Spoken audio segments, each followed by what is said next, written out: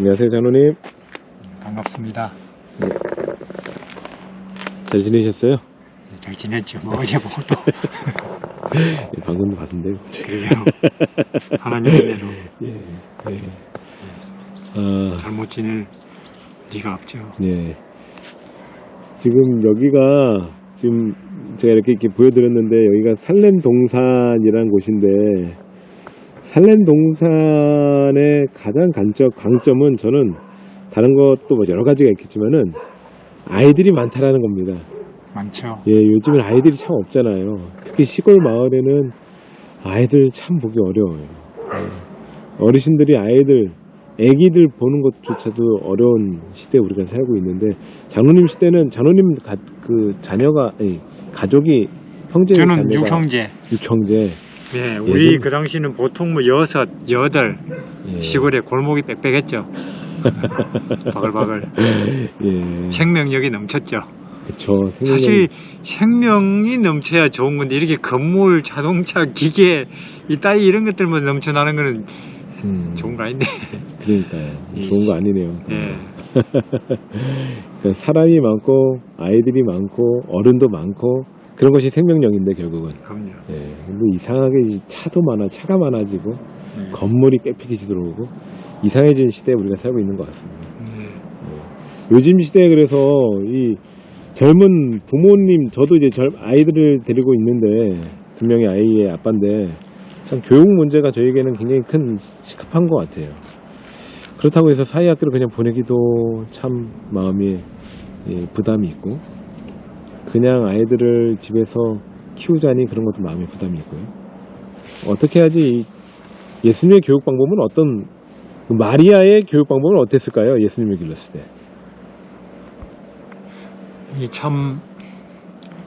이 자녀 교육만큼 막 이래야 된다 저래야 된다 하고 딱 이렇게 이게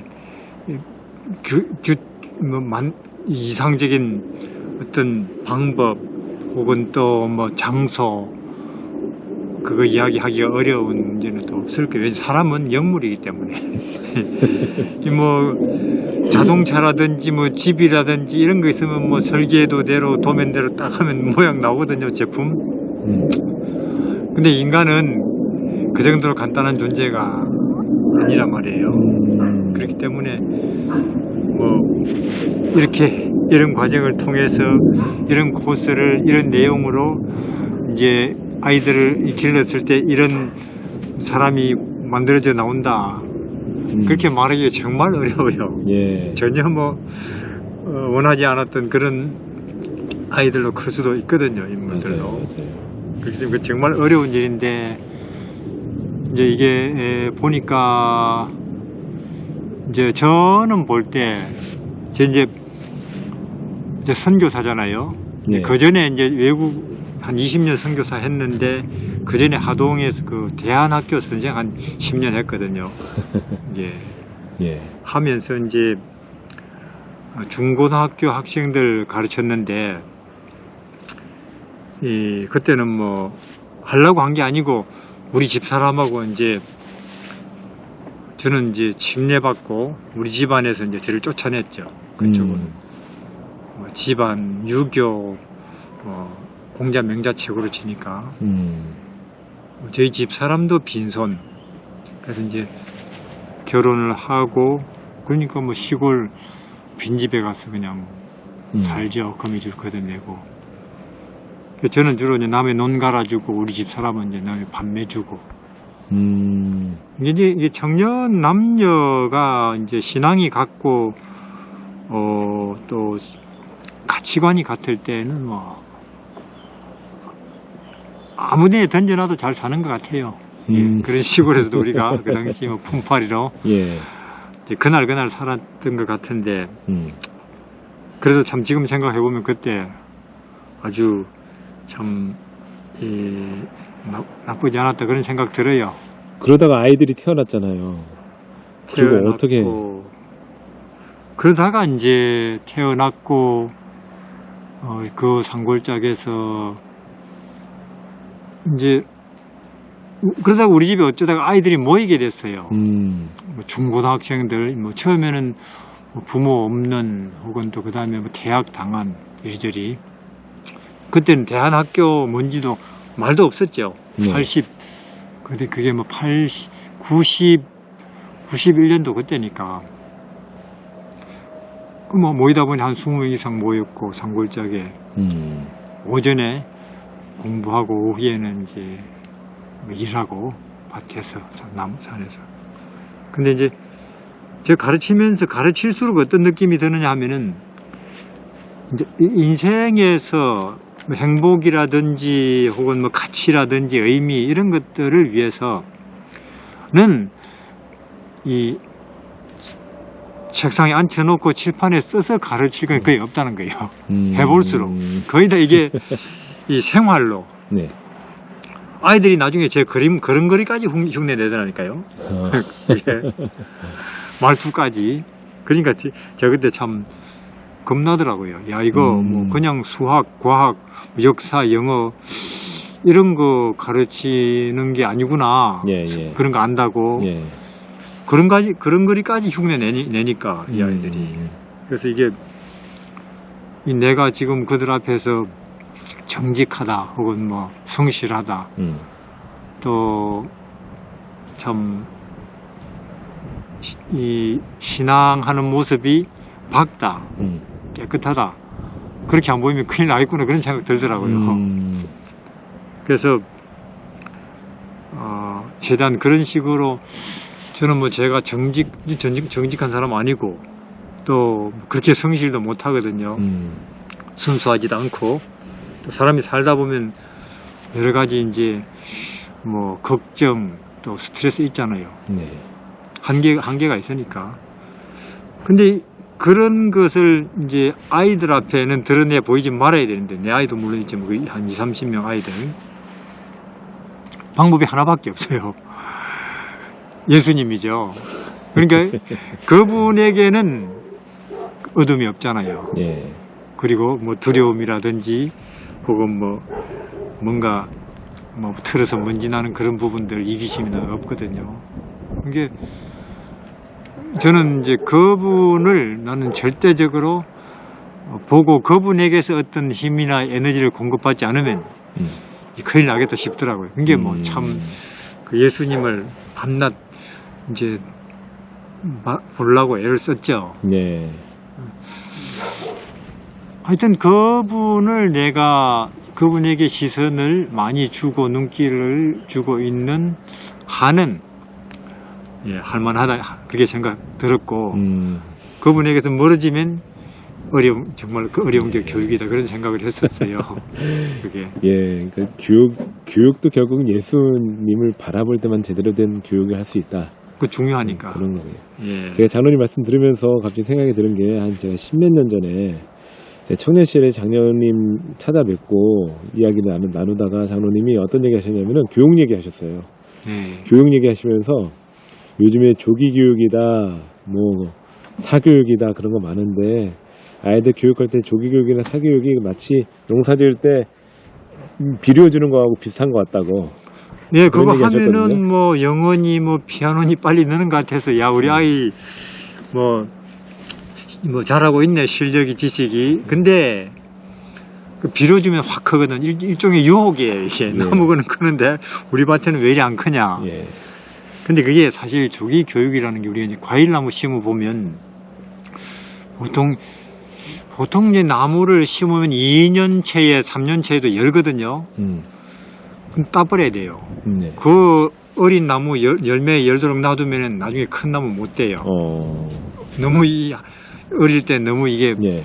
부담을 진단 말이에요. 예. 일부러 이제 2, 3년생 나무는 일부러라도 그 나무 키우기 위해서는 나중에 나무가 튼튼하고 크게 자라서 더 많은 수확을 네. 위해서는 안 따주면 곤란합니다. 그래서 근데 우리 아이들도 그렇죠. 어릴 때 야 이거 뭐 영어니 뭐 기타 뭐 수리니 물론 천재적인 아이들이 있겠지만 억지로 그걸 만들어 가면 나중에 창의성이라든지 네. 한참 지식이 튼튼한 어떤 체력이나 감수성 가운데서 커 나갈 때 그게 이제 오히려 체력이 딸리는 기초적인 그런 일이 그러네요. 생길 수 있겠죠. 그러니까요. 요즘 우리 젊은 세대들이 결국은 아이들을 교육한다고 하면서 아이들을 빨리빨리 영어다, 수학이다, 음악이다, 악기다 뭐 이렇게 가르치는데 그것이 중요한 것이 아니고 결국 예습기로 가는 것을 가르치는 것이 가장 큰 교육이네요. 근데 본인이 아이가 꼭 하겠다면 몰라도 예. 하겠다면 왜냐면 타고난 거죠. 네. 근데 그렇지 않아요. 억지로 그런 데다가 데려다 놓고 그나마 아이들의 어떤 행복이나 마음대로 기쁘고 인생에 아무 부담 없이 밝고 즐겁게 클 수 있는 그 아이들 아동기간의 그 행복을 빼앗는 일종의 그들의 권리를 네. 박탈하는 그런, 예를 들어서 제가 보니까요, 이게 환경이라는 게 아주 중요하더라고요. 왜냐하면 이게 이제 교육을 해보면 이 이성적 그 통로를 통해서 들어온 것들, 뭐 이건 이래서 옳고 저거는 저래서 틀리다, 이런 이성적인 통로를 통해서 들어온 것들은 뭐 인격이라든지 기질이라든지 행복에 별로 영향을 못 미치더라고요. 네. 이 어떤 그렇지 않고 그냥 예를 들어서 한 어릴 때일수록 이성보다는 이제 피부로 온몸으로 이제 받아들이거든요. 예를 들면 한 14, 5세 이전에 아이들이 이런 자연 속에서 컸다. 네. 사실 산이나 나무나 들이 우리 보고 이건 이렇다 저건 저렇다 가르치지 않거든요. 근데 그런 속에서 어린아이들이 이제 10세 이전 혹은 15세 이전 그런 자연 환경 속에서 아이들이 크면 나중에 어른 돼서 알아요. 아, 그때의 그런 산과 들이, 자연이, 나무가 그런 데서 받은 영향이 나한테 크구나 알게 돼요, 나중에. 그것이 이제 내 기질 내지는 기본 정서의 바탕이 되고 있구나 하는 거죠. 그런 게 이 환경이 중요하고요. 특히 어릴 때는 10세 이전에, 15세 이전에는 자연 환경일수록 좋죠. 무의식적인 통로를 통해서 이제 받는 거예요. 이성적인 통로가 아니고. 그런 것이 훨씬 더 영향력이 크고요. 네. 그 다음에 이제 이성적 통로를 통해서 받아들여진 거. 예를 들면 뭐, 이것은 이래서 옳고 이것은 이래서 틀리다. 이런 것들은 뭐 직업을 선택한다든지 혹은 뭐 신념을 갖는다. 뭐 가치관을 갖는다. 이런 데는 도움이 될지 몰라요. 근데 신념이나 직업이나 가치관이 행복은 아니거든요. 예, 예. 행복한 기질은 아니란 말이에요. 그런 기질이나 성격이나 행복은 거의 무의식적인 통로를 통해 들어오는 거. 특히 뱃속에서 많이 좌우되고, 그 다음에 이 자연 환경보다도 더 많이 영향을 미치는 게 인격 환경이에요. 그러니까 그 아이들이 보통 이제 가치관 내지는 어떤 인생에 있어서 뭐 이성적 판단이 이제 생기기 시작할 때 그 주위에 어떤 사람이 있었느냐, 부모는 어떤 사람이었고, 교사나 뭐 교회 지도자들은, 어른들은 그게 굉장히 중요한 영향을 미치죠. 그것이. 그래서 인격 환경이죠, 그것도. 그러니까 결국은 우리가 가르치는 게 아니고, 예. 산이나 들이, 나무가 우리 보고 이렇다 저렇다 안 가르치듯이, 예. 좋은 교사는, 좋은 부모는 이래라 저래라가 아니고 그들 옆에 하나의 좋은 인격 환경으로 있는 거겠죠. 네. 그래서 저도 뭐 그러려고 애를 쓰긴 썼는데 예. 세월이 더 지나 봐야 되죠. 예. 맞습니다. 저도 오늘부터 우리 어진이 한글 가르친다고 요즘에 좀 가르치고 있었는데 억지로 시키는 게 아니고 좋은 환경을 먼저 만들어줘야 되겠네요. 환경 중에 최고의 환경은 예수님이죠. 그러니까요. 우리 모두에게. 예. 그는 뭐 남녀노소 할 것 없이 말씀하시잖아요. 내게로 오라고.